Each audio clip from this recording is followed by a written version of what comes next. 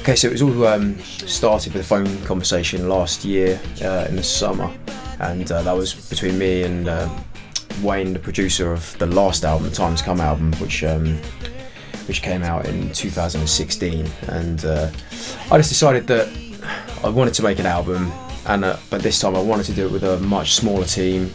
I kind of wanted to do it kind of almost in secret, so that there was not too many people. There were not too many people kind of getting involved and having their say, which kind of happened a little bit on the Time Has Come album. So it ended up, the Time Has Come album ended up being lots of different songwriters, lots of different genres. It was kind of a bit of a mishmash of kind of styles and things, which is cool. I feel it kind of showed off a bit of my versatility and lots of my different influences, from soul to pop to rock to blues. Whereas this time I kind of had a bit more of a vision, and me and Wayne had a long conversation, and just decided to just start working. And the other cool thing that we decided to do this time was that we would just have this small writing team, and we would write all the songs together. So that was myself, Wayne and Steve, and we just cracked on straight away. We did the first writing session in August, and we continued writing up until about February, but we were going backwards and forwards between the writing studio and the recording studio right here at Superfly. And so it was kind of a totally different way of recording an album than I've ever done before. But I think because I was there for the writing of the majority, pretty much all of the album, it's a lot more consistent, and it's got a lot more of me in it.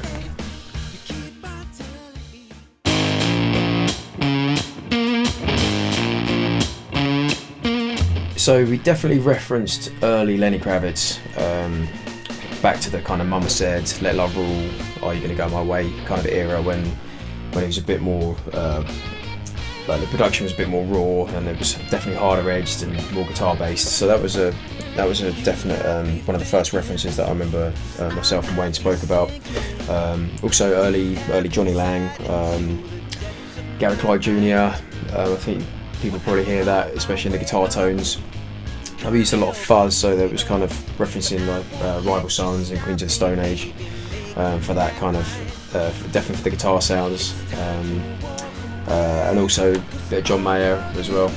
It was kind of a bit of an amalgamation of all those kind of guys.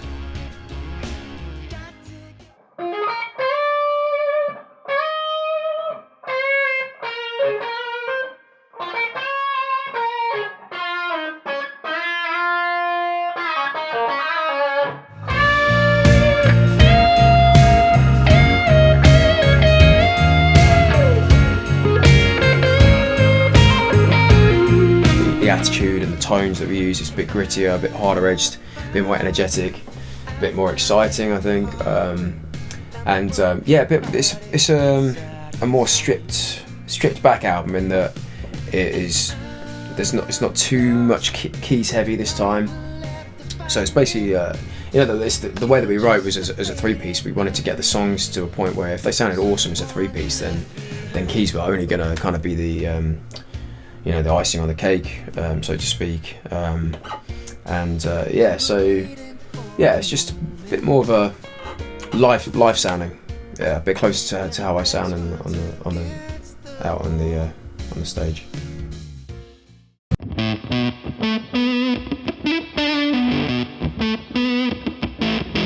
Yeah, so it's the first time that I've ever just written with one group of people like that, an entire album. On the last album, on the Time Has Come album, I was put with a couple of different songwriters, and I've done writing sessions with various people in the past, but to do it in this way was kind of not intimidating, but you know, the fact that it could have potentially have been a very stressful kind of environment to be in. You know, when we were stuck together for, God, I mean, we did seven writing sessions, and each of those sessions were anything between 4 and 6 or 6 or 7 days, and like to be trapped in a room with two guys, you know, for like 12, 14 hours a day, and just, you know, you've got a blank piece of paper in front of you, and we're trying to come up with lyrics, you know, a first line or something, or, you know, whether Wayne was sat on the drums and I'm sat with a guitar, trying to just come up with something that's gonna be that spark that's gonna kick us off with a song.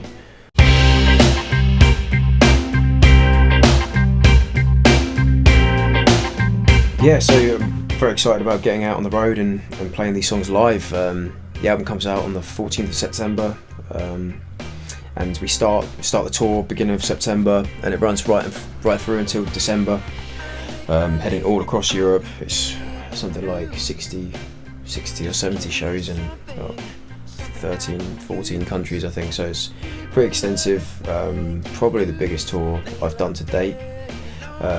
So yeah, I'm buzzing, and it's going to be cool to see what we can do with these songs, where we can take them live, and where we can stretch things out. And yeah, I'm excited to finally like unleash these songs to people in the live environment, and getting to showcase what we've been working so hard on for this past year.